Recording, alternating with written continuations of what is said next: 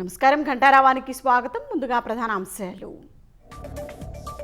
పండగకి ఊళ్ళకు వెళ్లే ప్రయాణికులతో రద్దీగా రహదారులు, కిటకిటలాడుతున్న బస్ స్టాండ్లు, రైల్వే స్టేషన్లు.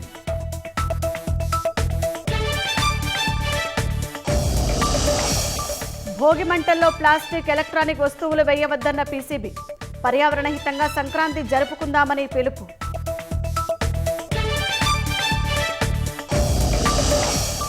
ఎవరెన్ని కుట్రలు చేసినా కూటమి పాలనలో అభివృద్ధిని అడ్డుకోలేరు. అక్కస్తోనే వైసీపీ నేతలు పదే పదే విమర్శలు చేస్తున్నారన్న నారాయణ. సోమనాథ్ ఆలయంలో ప్రత్యేక పూజలు చేసిన ప్రధాని మోదీ. శివనామస్మరణతో మార్మోగిన పరిసరాలు.